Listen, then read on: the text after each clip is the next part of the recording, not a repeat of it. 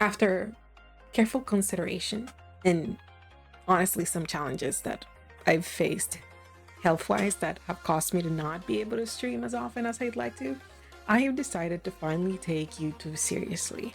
And so what better way to do that than to simply get in there? You know what? Maybe instead we just make a new world. Yeah, I think we just make a new forever world. And then, what to call it? Good enough. No, it might be a good idea to let you guys know from the get-go that I am not very good at survival. What's this about? I didn't really check any of these stuff previously. Anyways, I'm not particularly good at any of this. And frankly, I've been wondering, well, what should I talk about, right? What should I talk about? Because this isn't like Twitch where you have chat kind of interacting with you.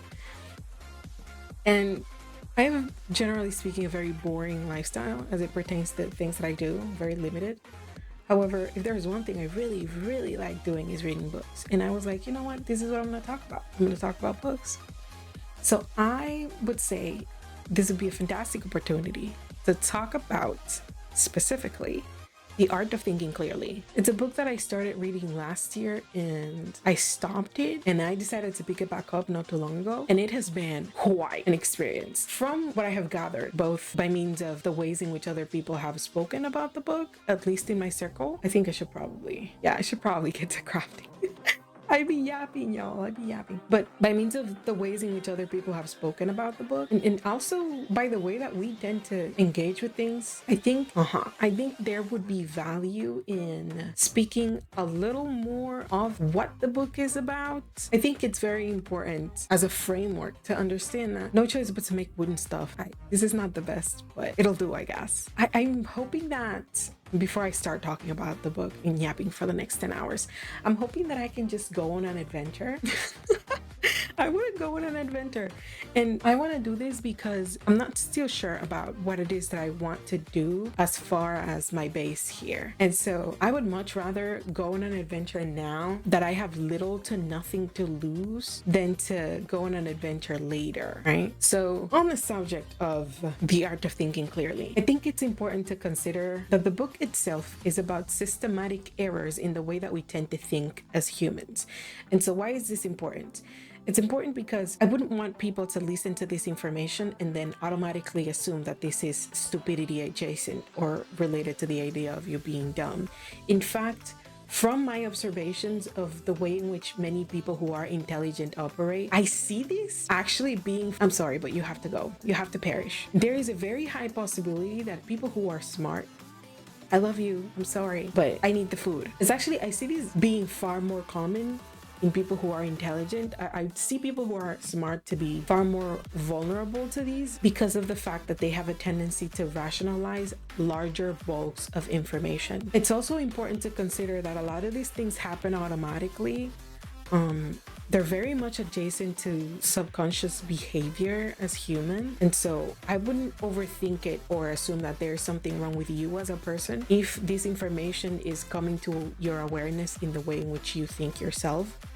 I would say it is actually very useful that you're coming to this realization as you digest this information. Because what that does is it creates the opportunity for you to sort of have a reminder of it and maybe even stop yourself from doing it if you catch it.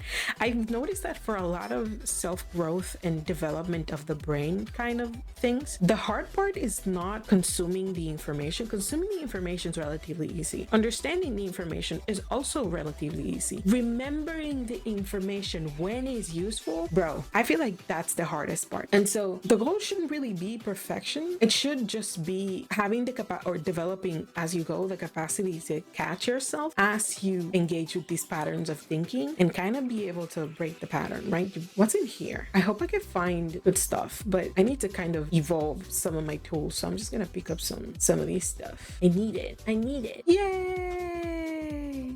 Let's go! I'm so lucky. It's speaking of luck. I was about to go on the beginning of the book. First chapter is survivorship bias. Oh my god. Anyways, so survivorship bias. We have a tendency to notice more the success stories and we notice the failures. And the reason for these is because they're louder, right? And so visibility in data is important. There's value in that. And the thing with your brain is your brain actually learns by accumulating data. You'll find that the analogy of brains and computers kind of repeats itself in the way that we discuss the brain and the way that the brain works. And the reason for that is because a lot of the technologies that we have created sort of mimic the way in which nature operates, right? And everything, well, again, what I'm about to say is my personal belief, I feel like, but everything in a sense is cyclical in nature, in my opinion. Anyways, no longer my opinion. Going back to talking about the book, we have a tendency to notice more of the success stories because they tend to be louder. And so the thing with that is when success stories are louder, you're still missing data. The reason why in research, a lot of times a population is chosen of variety, a lot of the times intentionally, is precisely so that you can notice data sets that might not be particularly favorable. So you have the opportunity to look at a pool of information that is broad, it's not limited. When we look at the media and things along those lines, your success story is always going to be the one that people want to know about, the one that people want to write about, the one that's going to be in the news, in the media in general, the one that people want to discuss on social media, the one that gets the most push from the algorithm because stay away from no, I don't even have a sword. Wait, hold on. God dang it, I lost my train of thought. Send help. Okay, perish. Thanks. Thank you for perishing. We get more apples. Sorry about that. What was I even talking about? Success stories. Survivorship bias. I almost fall for it. Push, right? Media, algorithms, interactions, all of these things will always interact the most with the loudest story, and the loudest story will always be the success story. Why? Because it's wholesome. It's we want to see more of it. We want to be embellished in a way by its energy because we want to succeed too, and there's nothing wrong with that. But there's I think, in a way, something wrong with thinking that there is no value in getting to know the stories that weren't successful from the get-go. And so, especially as it pertains to environments like career or investing or businesses, right? Like people say, a lot of startups, most of the startups actually fail. There is value in knowing why is it that they fail, how is it that they get to failure, and then what are some of the challenges that you could potentially avoid should you pay attention to the ways in which other people make mistakes, right? And so I think this is fairly interesting, especially as we talk about environments of social media, because people will sort of use that as a comeback, right? They'll say, well, you didn't succeed, so why would we want to listen to you? And it's like, well, it's precisely because I didn't succeed that you want to listen to me in a way, right? You want to get to know more of the mistakes I made so that you can avoid them yourself. But in a way, it's our brain kind of tricking us into believing that we'll be fine because we've seen other people who have been fine, or that we will survive because we've seen other people survive. And that's how they get you. I think a very good analogy for this is how you always get to see the Minecraft build, but you almost never get to see the worlds that people abandon, or the builds that people never completed. Those don't get the cool thumbnails on social media that people click on, right? Hold on. I'm trying to get them yums. Trying to eat. I've sort of chosen to construct a mini temporary hideout so that I can survive the night. But also, more importantly, because I kind of want to have a few stuff crafted for my journey. So I want to improve my tools. And then after we've improved our tools, we have a naps. If it's nighttime, of course. If it's nighttime, we take a nappy nap. And then after we take a naps, it might be a good idea to try and make a boat, right? Because we're gonna go on an epic journey of exploring the world, because I wanna see more of it before I decide where I want to live permanently. I feel like this is a mistake I made in my first world, which I'll most likely continue to play my first world on stream, but I thought it would be fun to start a new adventure as we also start this series, right? Anyways, very good though. The next chapter in the book, right? It speaks of body transformation, right? This illusion that is we operate under the assumption that if we do the same thing that other people are doing to succeed at a certain thing without understanding it correctly, we will thus then have the exact same results. And the book actually frames a very good example, which is the example of athletes, right? In this case in particular, the body of swimmers is operating under the assumption that if you swim, you'll get the same results as the swimmer, when in reality, the swimmer trains the body to min-max swimming. We can see this in action also in environments where people, for example, gatekeep certain things that are making them succeed because they think that the tool is making them succeed, and not the fact that they have been disciplined or have been training in a talent for a while, which also sort of demonstrates like a lack of confidence from the person who's doing the gatekeeping, right? But even in environments where we talk about community success, a lot of times people tend to confuse process with talent. I'm gonna soon have to find a place to start getting rid of stuff, but even the idea of like what I would need to get rid of, I'm like, I don't know what. Most of the stuff is useful, but also I'm on the go around here, so I need to be efficient. Anyway, what's a good analogy for the idea I was just explaining? I have the perfect analogy. Is the thinking that if you're just disciplined, you make Mr. Beast level videos when you don't have an editor, you don't have the resources, you don't have the helpers, the people who support, who make all of this possible. Because Mr. Beast at this point, for the great projects that he's been able to achieve, has to have a team, okay? There is no way bro's doing that on his own. But then if you think that you're just gonna come in and make YouTube videos and then be disciplined and be consistent and post every single day, and then that's how you're gonna make it big like Mr. Beast, then unfortunately you would be falling for the illusion of thinking that the same process will get you the same result, because it isn't just a strategy, right? The strategy is useful, strategy is good, but it isn't just a strategy. The success behind Mr. Beast isn't just a strategy. Run, hold on, relax, don't be that way. I think I'm gonna proceed about this in the most careful way possible. I'm gonna be so careful about this. Wait, I'm scared. Is it gonna come after me? Is it gonna come after me? Anyways, everything's going wrong. I'm gonna crash out. Move, okay? We need to get out of here. We need to get out of here. I gotta go. Anyway, so thank God that's over. Jesus. Gotta eat. I be running. I be spending energy. I don't remember what I was saying, so I'm just gonna go to the next one. And the next one would be... it would be confirmation bias, but confirmation bias I feel like is rather common. Well, you know what? I probably shouldn't say that. There's probably people who don't know that.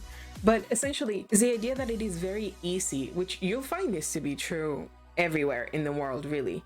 It is very easy to find confirmation for things you already believe to be true. And I got into the habit of checking for these a very long time ago. And now we get in our boat, and it's time for our epic adventure. Let's go! That's a portal. Anyways, I wanted to see if there was a chest here, but apparently there isn't one. So I'm just gonna go back to my boat. The first time I saw a portal was in my other world in stream, and it was under the water.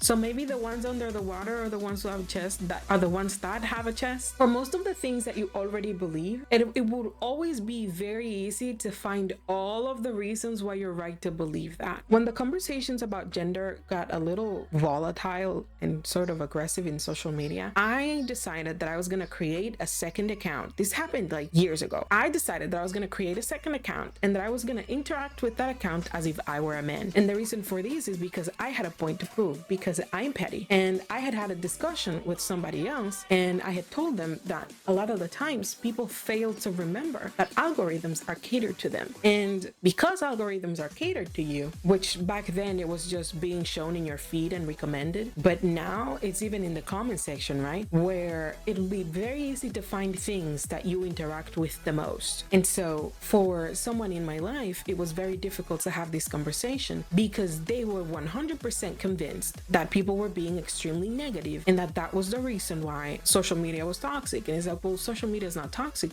You're toxic. You're only interacting with things that are very toxic and negative. So you shouldn't be surprised that those are the things you see the more of in social media. And then that person was like, well, that's not the case. It's like, most people agree with me. And he's like, well, yeah, unfortunately, most people agree with you. Unfortunately, which this kind of ties back to what we were talking about at the beginning. Is there saplings for this? I'm thinking I can get saplings for it because I want one. I want to take one with me. I still don't know where my base is going to be, but I want one. Hello? Can I please get a waffle? Does it not throw anything? Like, oh, well, I don't know what that is, but it's the only thing that it gave me. So I'm just going to have to make do. Whoa, I've never seen these before. Hey, that's mine. Okay, I'll take a few more. I'm gonna be so fast. I'll be so quick. I'm gonna fall. No. Please, I gotta go.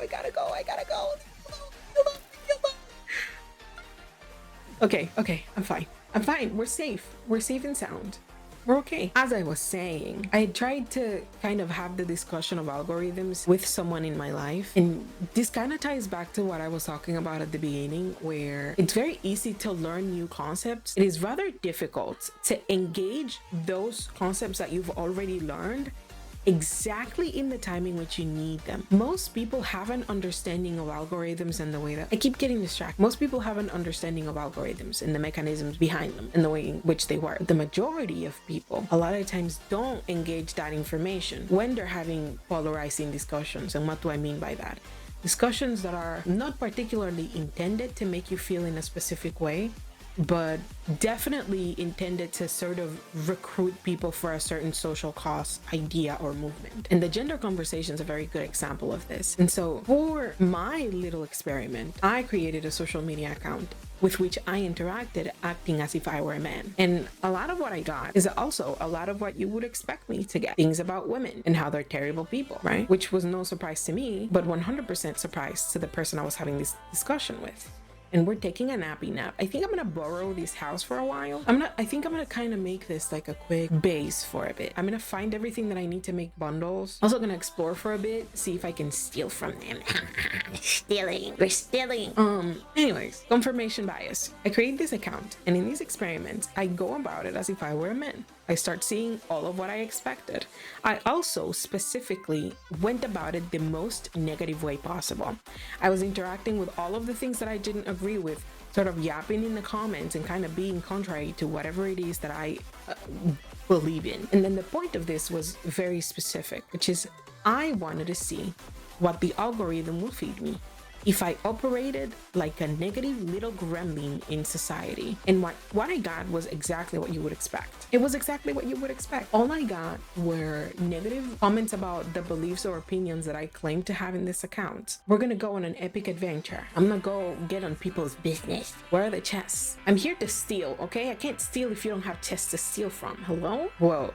You look like you need help. You know what? I'll be a good person and do some community service before I take you for everything you own. People interacting with these things sort of amplified these ideas because they believed it to be fundamentally correct, right?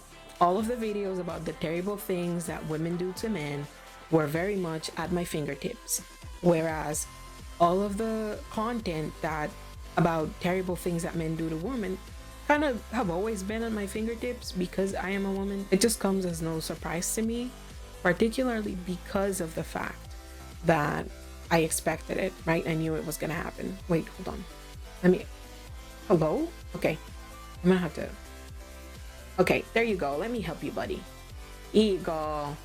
You're welcome. You're welcome. Nothing to steal? Nothing to steal is crazy. Hey, we're spinning. Confirmation bias. Very easy. If you believe it, you'll find convincing information about it. Yeah, this is also a very solid reason to be careful with the quote unquote rabbit holes you fall into on the internet, because it really is very easy to be convinced by anything. Then you got your authority bias. It's this idea that we tend to overvalue opinions based on the speaker as opposed to the context of the opinion. And this is very much applicable to experts, people who have a high status in society, right? Like people who speak with confidence. And so the incorrect assumption here is the assumption that somebody is right because they have an authority in a certain matter. Hold on. Where am I even going? Where are the caves? Low? Oh, never mind. They're right there, probably hitting me in the face and I wasn't even noticing. And so once you kind of go deeper into the data or the sources of information, you will find that a lot of the times people have a tendency to average their opinions, right? They've acquired a bunch of information. They're operating under the assumption that the information that they have is the best information. And then because the brain both gathers and learns information in a way that is very cyclical in nature, we tend to, in a way, expand the cycles we're already familiar with mentally. And this is very, very easy to do, very common to do. It's also the reason why there is danger in trusting that somebody who knows a lot about a specific thing knows everything about a specific thing. These are not to be confused. And so it is healthy to have a certain degree of a respectful skepticism about things. It is also healthy to point out when you might be wrong in speaking about a certain thing, even if you could potentially be considered an expert about it. I want to make sure I have a way out, because I am a coward, and a coward is a coward is a coward is a coward. I am not brave.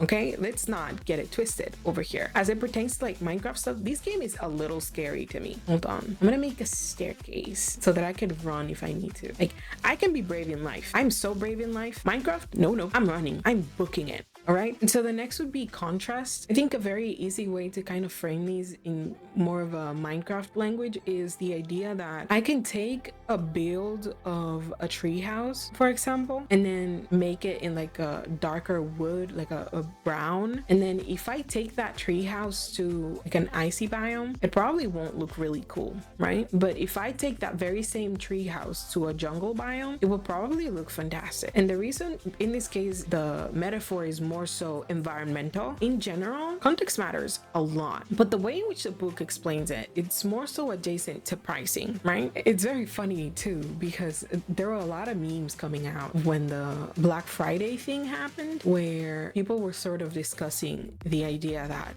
the price differences might not be so different, like differences that the price differences between two items might not be also different. Well, the price differences between when I gotta run, I gotta get out of here, it's getting dark, I gotta run, I gotta go eeps.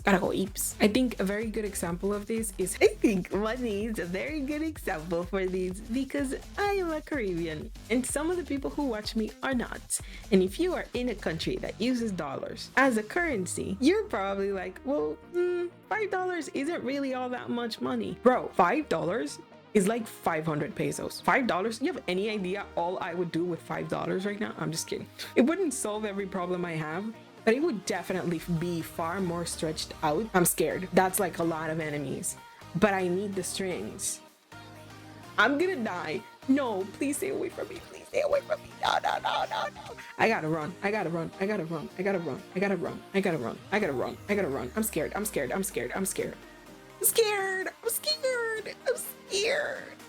Please help me. All I do is struggle. You know what? It's whatever. This was the whole point, okay? Let's just die a few times and get this over with. I need the bundles. There's nothing I can do about it. Stay away from me.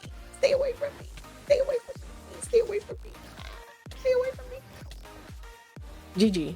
Bro fell in the water. Tough luck. Tough luck. Why? I don't even have like armor or a shield or anything. I'm gonna perish again. You know what? I give up. I'm gonna use bro. No, stay away from me. Ow! Stay away from me. Yeah, get him. Let's go. We're gonna do this a few more times. If I die, I die, bro. Like, what are we supposed to do? What am I to do about it? If I die, I die. If I die, I die. We're gonna do this a few more times and just gather whatever it is that I need to gather. But in essence, I forgot what I was saying. What was I talking about? Oh yeah, the price of dollars. Dollars in comparison to pesos is like completely different. But it also stretches. What the f aren't you supposed to be in the water? Aren't you supposed to be in the water? Wait, does it like change them? All I have, God dang it, all I do is stuff around. Get him, fight him, yeah. Anyways, currency makes it so that the price of dollars is far more stretched out in other countries. And so the big issue here is also perspective. Your perspective of $5, probably very limited in comparison to the environment you're exposed to. My perspective of $5, not as limited as yours because of my environment. So there is value in analyzing. I mean, it is what it is, bro. Like, what am I to do? So there is value in analyzing contrast in relationship to perspective. The next one is very interesting and is the idea that the things that are the most easily accessible to you as far as challenges, concepts, ideas, all of these things will usually convince you or confuse you to believe that they are also more likely to occur. Like, for example, very dramatic news or the media convincing you that something is extremely likely, and then looking at the stats or looking at research or looking at the science and then realizing that something you might have believed was very likely to occur, it's not as likely to occur as you would think. And fear-based news and media outlets, or even stories that have a tendency to go viral, if you allow them the opportunity, they will mess up your perspective of the world, which sort of ties into what we discussed about certain stories or news being louder than others. Algorithms play a part. Virality plays a part. And the fact that something is viral doesn't necessarily mean that it is highly likely to occur. Thank you for watching. I'm gonna leave it here for now. I appreciate your time, and I can't wait for us to spend some more time together. I also can't wait to keep yapping about what I read because it's all I freaking do. In general, I have not yet finished the book, but I definitely do recommend it if you like a good read. Of course, I'll let you know what I think about it after I'm done. And even though I am sort of going through these ideas roughly, I do think there is value in reading the book, which is so interesting too, because the last thing you would expect is that a business major would be teaching you how to think. But most of the things that I have read so far about the book are very much in alignment with my observations of other humans' behaviors. Thanks for stopping by. I love you. Bye-bye.